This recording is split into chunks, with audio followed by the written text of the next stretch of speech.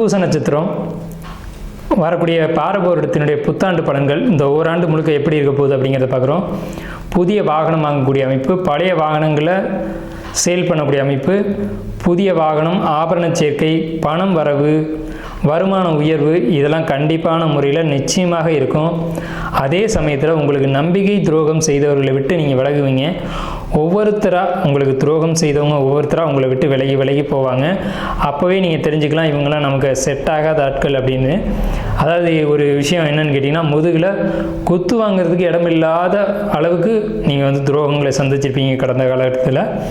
So புதிய வீடு அமையும், புதிய வாகன அமைப்புகள் உண்டு, ஆபரண சேர்க்கை அமைப்புக்கான அமைப்பு சிறப்பாக இருக்குது. பணப்புழக்கம் ரொம்ப சிறப்பாக இருக்கும்.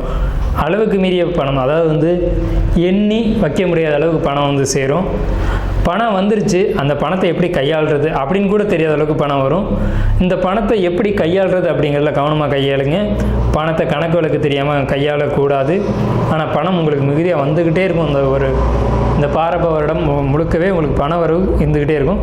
முயற்சிகள் எதுலேயுமே ஒரு கடுமையாக இருக்க வேணும். ஒரு டைமுக்கு 2 டைம் முயற்சிகளை போடணும். உழைப்புக்கு அதிகமான கவனம் செலுத்துங்க.